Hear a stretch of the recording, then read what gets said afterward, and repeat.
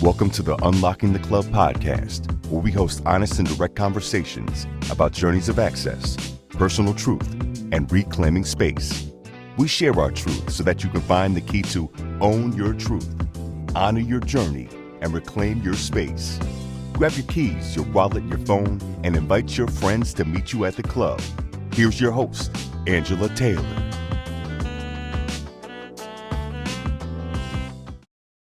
Hey there, I'm Angela Taylor, your host for the Unlocking the Club podcast.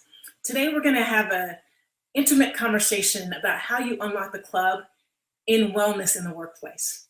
Now, wellness in the workplace can mean a myriad of different things, depending on the situation, to be honest with you, but it's incredibly important for so many different reasons, particularly as we all have discovered over the course of the last couple of years inside this global pandemic. For me personally, at one point in my career, I was feeling stuck, despite the fact that I had the job I wanted, the title I felt was commensurate with the work that I was doing. Our team was thriving, driving results and exceeding goals, I think, in some respects. But as both the highest ranking woman and the highest ranking person of color inside of this organization that I was with at the time, I felt like my work ethic was constantly being challenged and questioned. Now, mind you, and I think many of you probably have a similar experience, I was oftentimes the first person in the office on most days and the last person to leave, particularly my peers on the executive team. But I was literally being questioned about how I was allocating my time.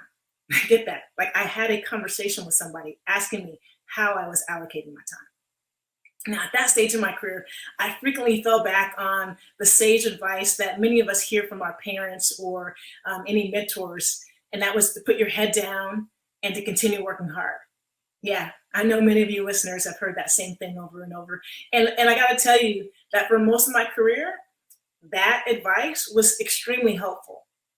But in that particular moment, in that particular role, in that particular capacity inside that organization, there was a different set of rules, a different set of requirements for getting in the club that I actually thought I wanted to belong to, but that I wasn't aware of at the time. I actually needed to be building social capital instead of driving myself to exhaustion as I tried to be the best at everything that came my way. My solution oftentimes was to outwork everybody, to be perfect, to recover from my mistakes, but to recover quickly. It was exhausting, I gotta tell you. So often I'd be walking home and talking to my mother or friends and just was mentally and physically drained and had nothing left. But I would get home, my body would be on empty, and I would get on my computer and keep going and keep driving because I felt like I had to prove myself. I actually wasn't navigating the workspace in wellness. And I didn't really know what that was at that stage of my career, frankly. But luckily, that's when I met our next guest, Cheryl Burrell, and things changed. And I'm going to talk to you today about wellness in the workplace through the lens that Cheryl brought to me, so we can unlock the club and find the passcode to living in wellness. I'm Angela Taylor, your host for Unlocking the Club. On today's episode of the Unlocking the Club podcast, I'll be joined by Cheryl Burrell, founder of the Burrell Group. Cheryl is an executive coach, leadership consultant, and a dynamic speaker. Before founding the Burrell Group, she artfully navigated corporate America for 28 years, including a 25-year career at 3M Company. In fact, while an executive at 3M, Cheryl was the first African-American female business director, and over the course of her tenure there, held many positions of increasing responsibility, including Asia-Pacific Business Development. Burrell also established new global businesses within 3M's industrial sector of the company. Eventually, her passion for entrepreneurial opportunities led her to retire, where she remained very active, founding the Dignitas Agency and the Burrell Group. It's time to unlock the club with our very special guest, Cheryl Burrell. Cheryl, it is an honor and a pleasure to have you on Unlocking the Club. How are you doing? What's going on with you today? What are you doing to stay cute and current? Well, actually, I'm staying cute and current by playing in my garden, working out, and just enjoying life. That's what I'm doing. And trying to hang out with younger people to keep me fresh on what's going on in the world with dance and music. Yeah. But yeah, it's good to see you, Angela. It's great to see you as well. And, you know, I just told the story of how you helped me unlock wellness in the workplace. I won't say, the gray hair may indicate it, but I won't say how long ago that was. But I'm not sure if you actually understand how important the conversation you had with me was one day when I was struggling to find balance in the workplace. Do you remember that conversation and some of the wisdom that you shared with me? I totally remember it. I could hear your voice. And I said, come over. And you came over to my condo and we chatted. Because I heard it. I heard it in your voice. Yeah. I've had that voice. So I knew I'm just a little older than you, just a couple of years. Haha. And yeah, it's so awesome to be able to reach back and pull the next one forward. Yeah. That's how I felt. It's like, girl, please, I got this. We got this. You got this. Yes. Well, in that moment, just to know that I wasn't alone, right? That someone else saw me and saw what was going on. But you talked about like that voice, that you heard it in my voice and that you had that in your voice at some point during your extensive corporate career. What is the voice? What shows up for us? Oh, well, I can speak for myself because I've done quite a bit of analysis on the voice and the reasoning, and I'm still learning. But however, for me, it was my little girl telling me I wasn't good enough. And so what would happen, even though I was trekking and having a phenomenal career, it was this little girl telling me, I'm not sure if you're good enough here. And when I really started unpacking that, I realized that was said to me when I was in 10th grade. My parents integrated the school system with us. And I remember getting ready to go to college and starting to look at those things. And I remember a counselor, because it was an all-white school. I remember a counselor telling me that I shouldn't bother looking at colleges. There were better opportunities for me outside of college. And so that is even though you don't think it's in your head, it's in there, and it triggered.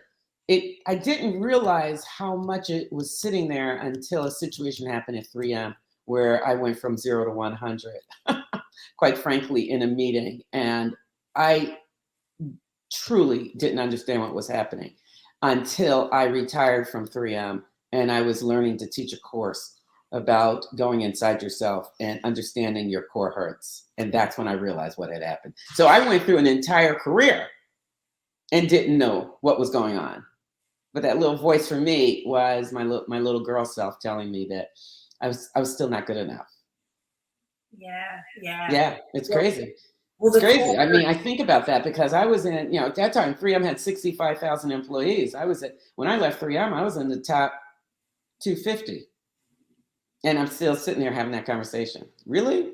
I think that's the nexus, right, of this conversation is that so often there might have been something that happened to us in our childhood, on our journey, that someone, because they didn't see us, they didn't see where we brought value, they didn't understand us, right, that they questioned our ability and our capabilities, and we internalize that. Yes. Right?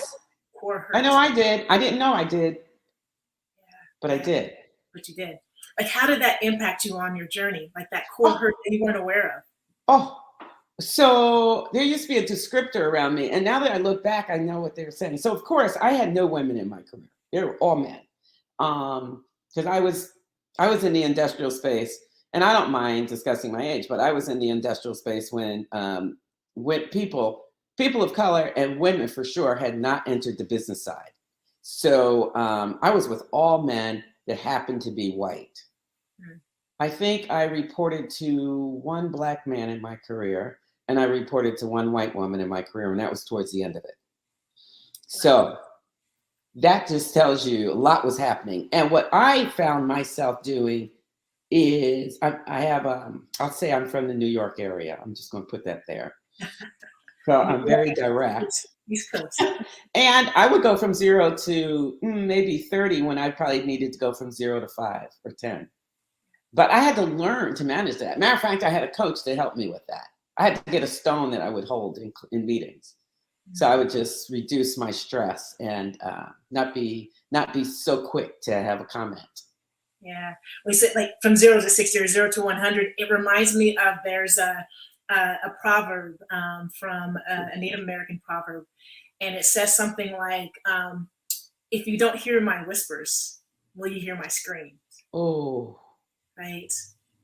Like, tell me, like, how does that resonate with you? oh, it reminds me of I had a huge project at 3M, huge change project, and worked on it for the president of this specific division. And it was a huge project. I had it it took about 3 years to launch it because we were literally going to change how we did business. And I had gotten all this buy-in, quote unquote. And at the 11.9 hour of the launch,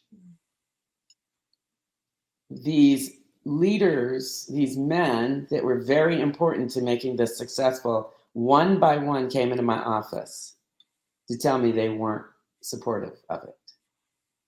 Interesting. Now, mind you, I have camera action and everything coming in the next morning for my vice president to launch this thing. Everything is set up. I called him at his home and told him it was off. I called the whole thing off. And I'll never forget it. It was a moment where I was like, I'm either going to be at 3M at 5 o'clock today, or I'm not going to be in this company. And what he did, I'll never forget it. He was awesome. He called that whole group together that was important to me, that all came to my office one by one. And literally, let me just say this. We launched that program the next day. And it is still one of the most successful programs at 3M. But it taught me so much about the club that I never was in, never thought I needed to be in. I knew about the club, but I didn't fit the club mentality. I'm not a group think person. That's why I got those projects. But it's almost like how dare you think you can do this thing that came at me. But what was so interesting to me, and it showed me so much, I hate to say this, cowardness of people sitting in a room with leadership and not challenging it in front of anyone. But you come to my office one by one. And I tell you, that did something to me. I mean, even though I stood up to it, the inside was like, God, is this the journey?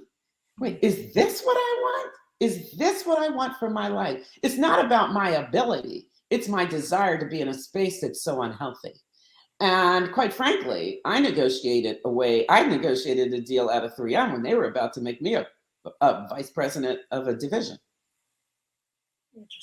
Interesting. Because I made a decision that my health was more important than another dollar. And the good news about that is I learned early on how to build wealth, thank God. So I wasn't relying on 3M for a check. And, of course, I negotiated to get my pension and everything. But I was able to go forward and take care of myself. And I started up new businesses. That's the other thing. What you have is who you are. Like, whatever you bring, you have that everywhere you go. That's the gift, right? Yeah. And learning your strength and your power, like your personal power to move through and do whatever you want. And corporate, when you're in these clubs and, unlocking the club might be have a whole different look than what you were thinking when you were trying to get in that one. Yes, indeed. You know what I mean? Yeah. I created my own club.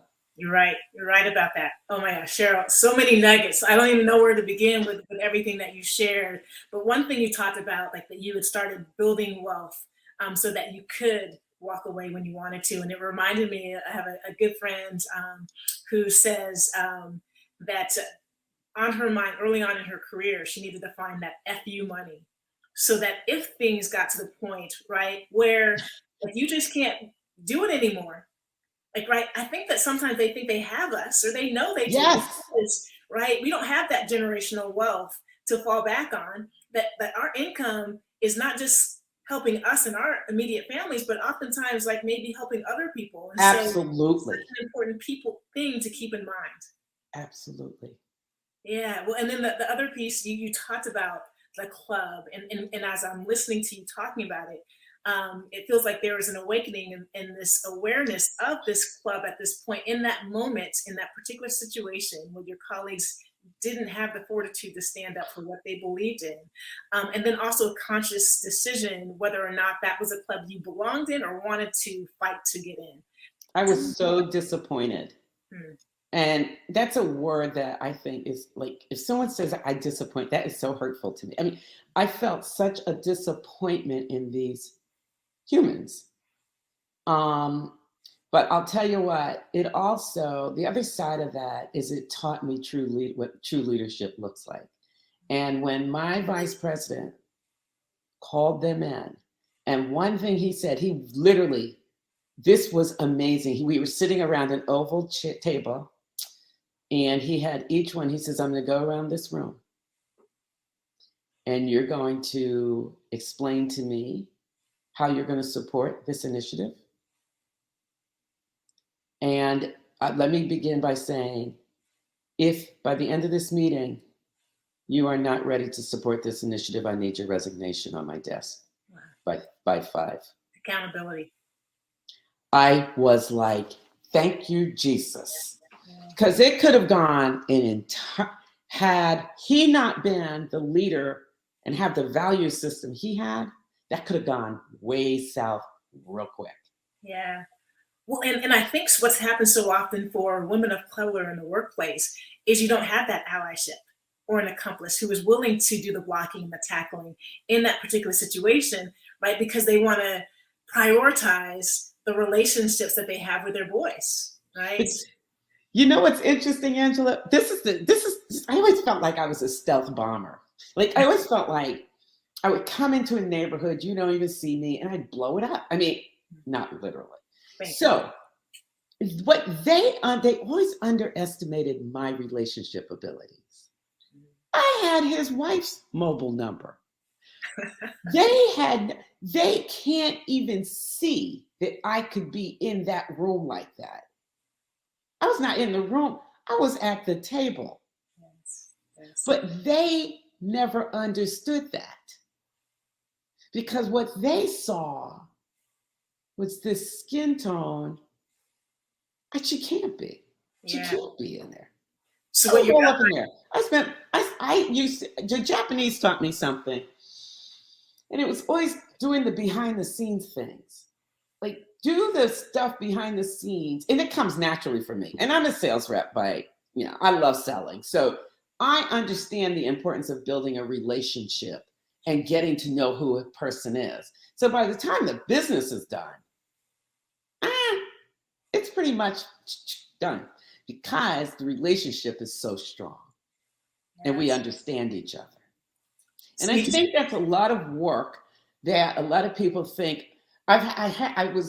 Someone said at 3, oh, that's how Cheryl is. Oh, really? Really? And not giving it any value. Do you understand? Yeah. It's so interesting. And I think a lot of times we miss that opportunity because what happens is we're just sitting in the corner working so hard. Yeah. Because that's what we've known. That's what we've been told. That's what we were told to do. Yeah. The only reason I know better around that is because of my dad and his entrepreneurship and how I used to be with him. And I guess he would bring me along and I would hear these amazing conversations. So I was always so comfortable in that space. Yeah. And my cousin, who was the first person to go in corporate and do extremely well, although his stories used to blow my mind. He had a master's from Harvard and a brilliant, and he used to tell stories. My mouth would be hanging open what happened to him in corporate. And he's about 10 years ahead of me. So I heard and learned a lot. So I wasn't expecting a panacea. Lord knows I wasn't. So it was just interesting to be in it and really see how people show up.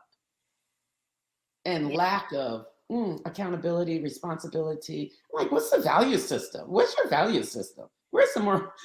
What are the morals there sit up here? So that was interesting. And I was with all men for my whole career. Right. So I know it's probably different. Well, I want to dig into something that you said because it's a gem that you dropped that is really the passcode to unlocking the club, but I don't want to overlook that and want to dig into it. And you talked about relationships. So, right, like so often when we are taught that you do put your head down, you work hard, you dot the I's, you cross the T's, right? You stay late and get things done, you deliver on time or early, all of those different things where you're proving that you are worth it. And we're internalizing that, like, I have to do better, I have to be better. And at the same time, when you're at the level that you were at that point, it wasn't necessarily just about that technical expertise. Not at all. About the relationships that you had fostered. And I agree that Cheryl is like Hall of Fame, like relationship builder, right? It's one of the things that I love about you is that you build relationships. And that's one of the reasons that, right, I feel like I have been able to accomplish some of the things that I have since I met you was we had a great relationship. Mm-hmm. But not everyone, right, is that good in relationships. How do you leverage relationships building across the spectrum of who you are and how you show up? Because you know that is one of the keys to unlocking the club. Right, so we all have our personalities. We all have our personalities. And people watching this or meet me think I am the most bubbly, extroverted human being on earth. Not. I am an introvert. What gets me excited is I'm so curious about people's stories. I love knowing tell me about you. You know how many people love to tell you about themselves? Most. Yes. So what I get from that, and I don't do that, that is authentically me. So I do it because I'm so intrigued by stuff, because I learn little nuggets. Like you'll start telling me something, Angela, and I will learn something. And you know what? There's going to be something that we connect with. There is something I can connect with you. I don't care who you are. I don't care where you live and what part of the world. We have connections. And I just love doing that. Work to me is secondary. It's secondary. And, at that point, at these stages, when you're climbing, I always say what gets you noticed isn't what gets you to the next rung. What gets you noticed is because you did it so well technically. But what happens, as you know, Angela, there are discussions about us. You get ranked. That is how organizations work. So there are people that sit in the room and they rank you. And you just might be a great worker, and we're going to allow you to be a great worker for your career. And if that's all you want, that's great. Sure. That was never what I wanted. Never. And I was always very clear about that. I was always asking what's next and helping them understand what's going to be next and what my needs were from an educational perspective to keep myself fresh. So it's asking for what you want. And everybody's different. But you enter the room as with you, who you are and your personality. But the piece is really becoming self-aware. Like there's work we all have to do to understand who we are. People say, well, what do you think I should be doing? I can't tell you what sits with you and gets you excited. Because then it's never work. Yeah. Right? Well, and I think an important piece that you are alluding to here is brand. And we talk about in the work that we did with the Dignitas agency was brand clarification, is making sure that how you feel that you're showing up and want to be showing up inside an organization is in alignment with how they are seeing you. Because if there's a gap, right, then you may not be getting those opportunities that you actually want or are hoping for, and you have your head down over here trying to work as hard as you can, and you're hoping for an opportunity. And that happened to me for years. And you weren't on brand. You hadn't communicated that clearly with whoever it was that was making decisions. And how are you perceived? One of the things I used to do, and I tell young people now, I said, who knows you in this place? Who knows you? If it's just your immediate supervisor and your little circle there, that's not enough. You need to go broad, cross, up, down, sideways. Who knows you? And start asking people that, like, I would look for people that I thought highly of, that I watched them in presentations and stuff. And I would just usually want a piece of their presentation, to be quite honest. And I tell them how good it is so I could borrow it and use it in some work I was doing and just carry the messaging forward. And then I wound up having coffee with them. I'd say, can I bring you a coffee? And the thing is, there's always a space for that. There's always space. And I would ask them, how am I perceived here? What do you think of me? What do you hear about me? Give me 2 words that describe me that you hear on the street. Yeah. They would. Yeah. And what happens with that is you start learning, just like you said, where you may think, how you may think you show up and what you hear in the universe might be a gap. Whether it's right or wrong, it's perceived. Now, what are you going to do about it? Yeah. And don't look externally for all those answers. Start checking in with yourself. Create your own personal board of directors inside the company and outside the company. People that you truly trust. I always say, if you're a one-person show and you're in a play in New York, who's got those front row seats in your life? Yeah.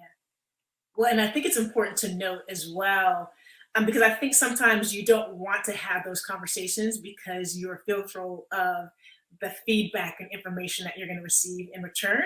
And I think it's important for you to be able to step back and to say, right, if that isn't in alignment with how you think you're showing up, is it true? Because I think there's a lot of people that don't have your best interest in mind. So they may be telling you one thing and that's right. Is different. So you have to be able to filter that as well. But Cheryl, I think one thing that shows up, and this happened for me quite a bit, like I was exhausted again with the work that I was doing. Like when the day was over and I was heading home, I needed to compartmentalize. I wasn't trying to hang out with folks at the cigar bar or and build those relationships. And yet those were some of the keys to unlocking the club of having the building those very important. Do you have to be friends? Do you have to, like, I think that's the piece that we have to reconcile is what is required of us, particularly when you have a lot of other things that you want to plug into as well. You know, Angela, good point. Here's the deal. You got to decide what you want. Mm-hmm. If you are doing a climb, sorry, you need to go hang out. Yeah. Because at the end of the day, if I'm up in that leadership space where I'm director, VP, president, I am choosing people, trust me, that I know. I may have heard about you, but because I don't know you, Angela, it would be hard for me to pull you into that because the circle just got really small. So it becomes very intimate and I can't have a wild card.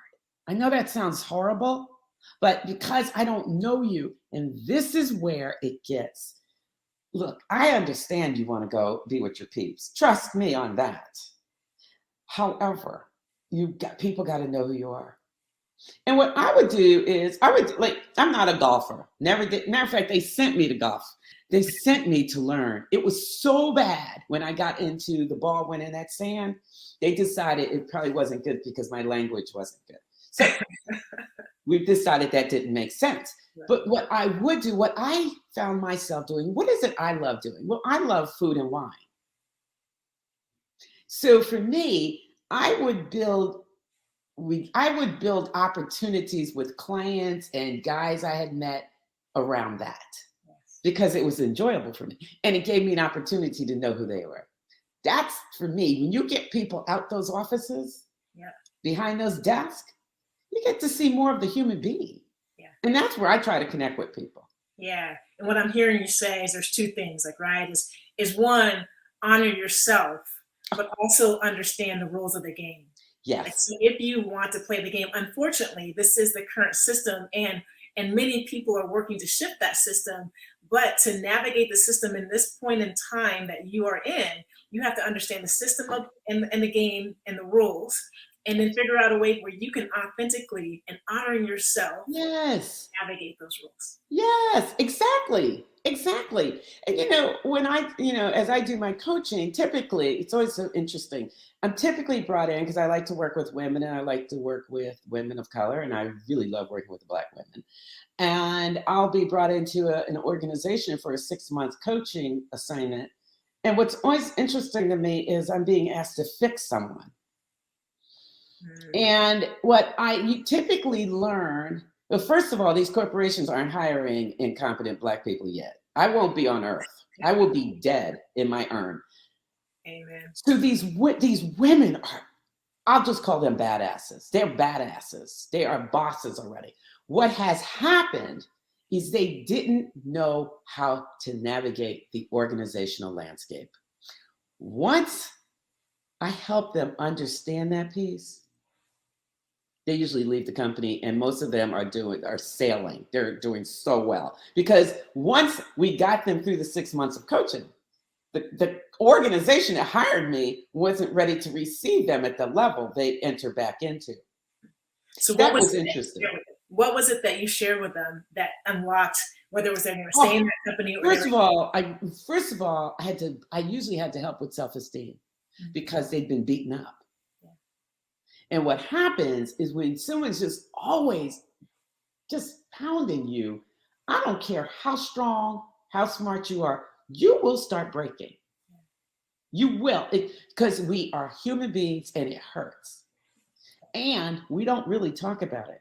And so we put on our suit of armor, I call it, and we come back in. But what's happening is you're starting to shrink inside yourself and you start questioning your ability. It's that whole thing. And look, most people, by the time they are 15 years old, have had some experiences around core hurt.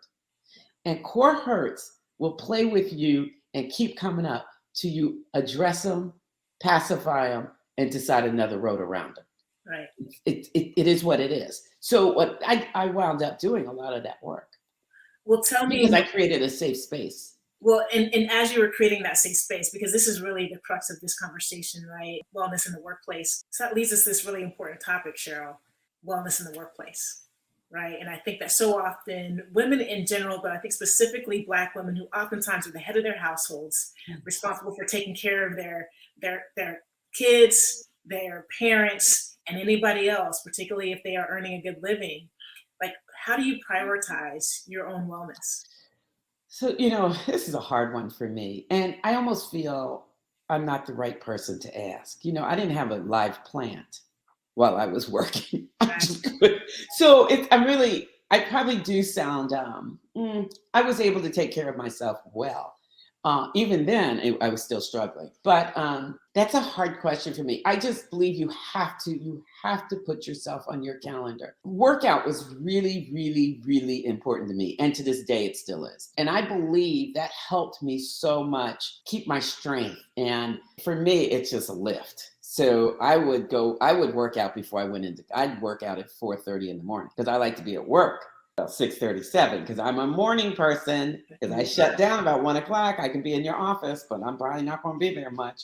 But I love mornings. So I think it's figuring out how can I make it work. I don't care, even if you have to do, when your life is so full with children and taking care of parents, there's very small spaces to do things. So then you say, well, what can I do? Can I run in the morning? Can I walk in the morning? Can I do bands? Can I do something that builds your strength? And I will say this, it is so important to start taking care of this one body you get for the rest of your life. Amen. It is, I don't care what you're doing. You have got to take time to take care of not only your physical body, but as you know, Angela, I always talk about the mental piece too. And as you know, I live with depression. I have depressive episodes. And I learned that it's really important that I create spaces of harmony and boundaries around me to take care of myself. Yeah. So I think it's understanding and getting help when you need it. The other thing about mental health and feeling good about yourself is ask people for help. Yeah. None of us were designed to do this by ourselves. It is not embarrassing to ask for help. You'll be so surprised. There's so many other people going through things that you think you're the only one going through it. But if you open yourself up to, again, creating your trust circles, like who's your inner circle? And I always tell people, if you don't have a good inner circle where you have high trust, then that's where you need to start. First of all, you need to start with yourself on why don't I have that? Why don't I believe I deserve that? Yeah. And then how do I create that? Because all those things come up and they show up in your work and everything else. Yeah, I think one thing that I'm hearing from you too that is ringing clear, and I hear your voice in my head, is, again, with that brand clarification and alignment, is when you are clear about what you are hoping to accomplish and achieve and what's important to you and what is not, it's easy to say yes or to say no. Yes, You it are quite is. sure, then the wind will determine what decisions you make. And so having that clarity will allow you to say no in situations that you can help restore your soul. Absolutely. Absolutely. And that's awesome, because when I'm working with women, I always say, just say no. That's it. That is the whole book. No. You don't have to give a story around it. You don't have to do it because you feel bad. No. That's it. Yeah. Well, That Cheryl, creates space. That creates space for you to do things for yourself and things that are important to you. I always say, what's important? I always have this circle of life thing I live by. And the circle of life was created around the fact that, you're only here for a certain period of time. So based on everything about my family, genetics, and how I take care of myself, I hope I'm here till maybe 90, 97, maybe, if I'm healthy. Yeah. So at this stage, you look at where you're at. And then if I've been doing 5-year increments, probably since I was about 33. And it's interesting. First of all, I'm claiming it, and I'm actually living out this circle. It's still working. I can't believe I have a dog. I can't believe I'm doing gardening, because I had all of that in my life circle. So it's like, but it gives you mantras. Like I have affirmations in my bathroom, a Post-it note. Of course, it's a Post-it note. I'm from 3M. 3M, of course. It's telling me, that I'm strong. I'm cute. Because I always tell Angela I'm cute, but I'm going to be cute till I'm 400 years old. But I'm strong because, as you know, I went through a big issue with my back. And so it's an affirmation. I am strong. I am going to be stronger. And I just tell myself those things. There's things you have to tell yourself and help yourself believe it. I put it in the universe all the time. Absolutely. It is. It's true. Like that positive self-talk is so important. You see, Huge. Elite athletes use it all the time. I think that we as Black women need to use it more often as well. And I think one thing when we think about, and this was early on in my career, of saying no was difficult. I had FOMO, right? Fear of missing out to a certain extent. Or that I wouldn't get that opportunity again. But what I now realize is that by saying no, I'm saying yes to something else, or I'm actually giving someone else an opportunity to say yes. Like I don't have to be greedy and have everything right to myself. And so it's really powerful when you get to that space. But it's a journey. It's a journey. It really is a journey, because you start becoming, like for me, just really being strategically looking at what's important for me, for work. I never got everything done. I had no intention of getting everything done 3M asked me to do. I got the right stuff done. Amen. Right there. Say that one more time. I didn't get everything done. Matter of fact, there was a whole thing of stuff on my desk when I left. I never got it all done, but I got the right stuff done that got the attention I expected. Well, and tell me more about that. What do you mean by the right stuff? That means when I talk about that, a lot of times, for me, I always needed to understand the whole strategic approach to where 3M was going. Because if I'm not aligning to it, then I may be working for naught. If I don't understand the reasoning and be able to help people understand why, the why we're doing something, I could be doing something that's not even going to pay off for the corporation, and sure won't give me any attaboys. The piece that's really interesting to me is how often I ask people, do you understand the strategic plan of your organization? And I hate to say this, most people don't. That blows my mind. And they're in high-level positions, which is really scary to me, because I don't know how you do your work. I don't know how you align. Yes. So important, right? Like you understand what your boss and your boss's boss, what keeps them up at night, right? What their top 3 things that they're focused on. Because that's right. If you help them deliver that, they are going to want to keep you going and moving and on their team. Exactly. And if you don't know that, shame on you. Yeah. This is the work. These are the things you have. Operational. That's what you get. Fine, you did something. But when you get strategic, And I always used to look to hear of what's really keeping them up at night and what are they looking for? Because I would come up with ideas on how to address it. Yeah. Well, and that's what you can be in conversation with them about. Get curious because they do want to share, because they're Absolutely. as well. Really an important piece to the journey. Cheryl, I want to ask you one more question before we head to Yes. the back nine. But you posted recently a quote by Aaron Van Buren. And that quote said, there will be very painful moments in your life that will change you. Let them make you stronger, smarter, and kinder. But don't you go and become someone you're not. Cry, scream if you have to, then straighten out that crown and keep moving. What resonated with you about that quote, and how did that show up during your corporate career, or what advice would you have for others that are facing? First of all, my the biggest learnings I've had in my life were the most painful, to be quite honest. And that's where my growth came from. You know, it if everything went well, what do I have to learn and grow from?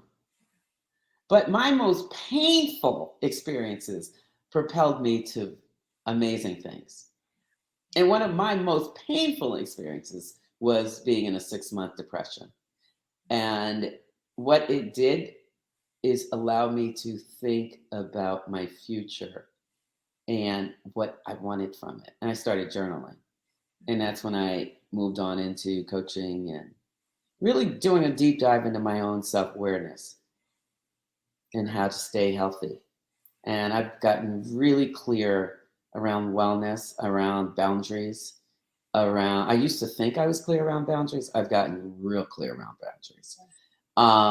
And also what makes me joyful, not happy. Happy is moments for me, but living life with joy and harmony, that's it for me. Yeah. When I would say, to append to that is, and I think this was me, and it might have been the mentality, the athlete mentality as well. But there was a lot of joy or pride I took in overcoming challenges, like the pain that you were going through to accomplish something. And that was misguided. Wow. Right? Yes. You didn't have to go through the pain. And I needed to find the places where I could ask for help to avoid some of that. So that when you were encountering painful moments, right, that it was directed in the right way, that you were able to deal with that in a way that was additive to your journey. With a lot of help. Yeah. When you can hit that easy button, as some colleagues have That's said, right.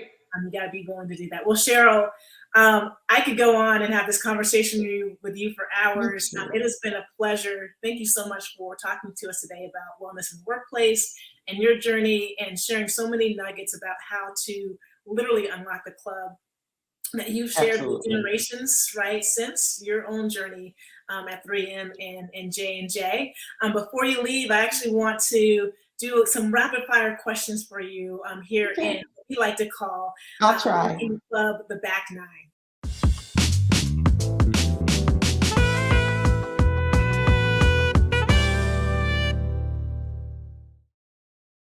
All right, so we're here with Cheryl Burrell. I'm just going to send her through some rapid fire questions here on the Back Nine.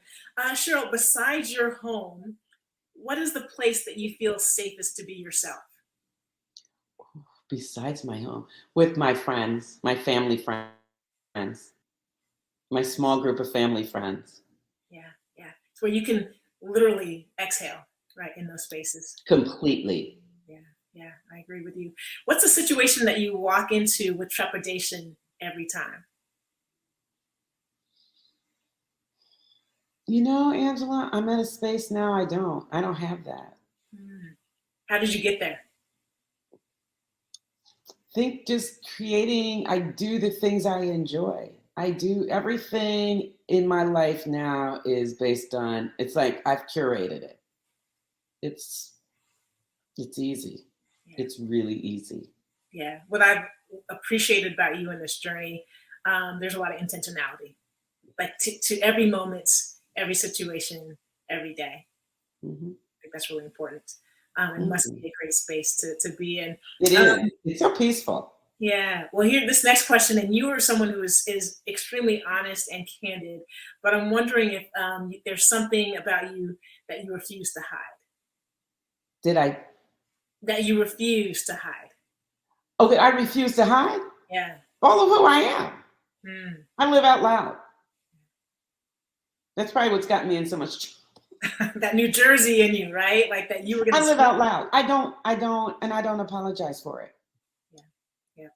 What's a club that you claim as your own?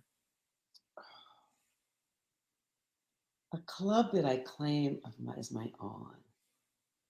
I'm not sure if I know how to answer that. I don't know how to answer that. I don't have a club. I'm a single flyer. You got your own club, right? I Right. am. I'm just kind of, I've never been a group thinker. My club is the people I hang out with and my dog and my plants. That's my club. Yeah. It's Okay. it's everything that brings me peace, harmony, and joy. Nice. It's my people, it's my plants, it's my interactions when I meet people on the plane that I decide to interview. Yeah. You all will appreciate the fact we used to just want to put Cheryl in get a first class ticket to anywhere for 6 hours because that was our best business development. Cheryl on the plane for 6 hours with somebody in conversation, we would get so many opportunities for that.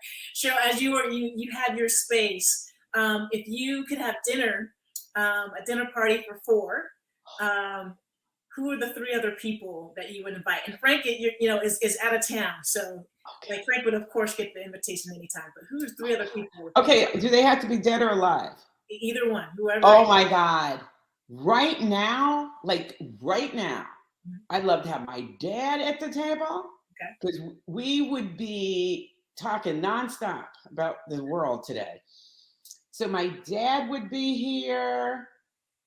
I would love to have my grandmother. This is a woman that's so strong and powerful. And then who else do I want at the table? I might bring in, Barack and Michelle. That's 5. And then me. So, and that's Cheryl breaking the rules, right? So Girl, I can't. Before you're gonna squeeze in that extra chair so that. And I got some other people. I got some other seats I can bring some people. That is good. Yeah, my dad and I mean, my God, I would just love this. I think of him all the time because we would be unpacking this world quite a bit right now. I love that. He would enjoy that conversation. What's one thing on your bucket list? Ooh, my bucket list has gotten really emptied. Let me think.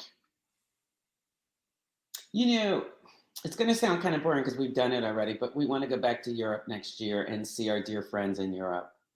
They're like family, and we really, really miss them. So we just talked about going to see them June of 2023. Nice. So hopefully. Love it. Yeah.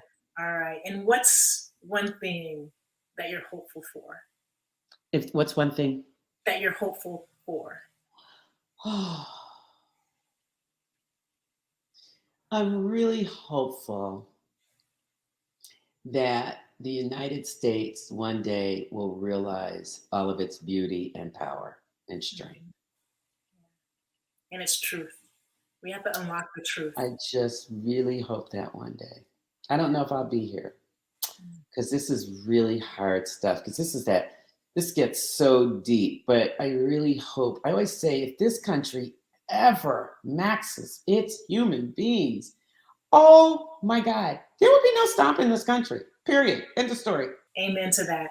Cheryl, it has been an honor and a pleasure. I am so grateful for having you in my life. So grateful that you came on. Back at you, girl. Podcast. Thanks for sharing so many nuggets. Absolutely. Thank you for asking me. Thank you for inviting me to your phenomenal podcast. Absolutely. We'll have you back. Cheryl Burrell, as you all can see, such an inspiration, so much wisdom that she shared with me and I know shared today during our podcast. I'm so grateful for those relationships that she helped me to see were important.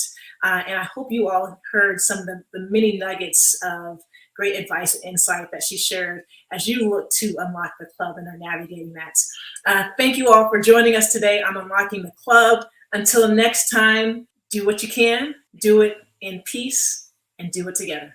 We'll see you on the next episode. Thanks for listening to Unlocking the Club.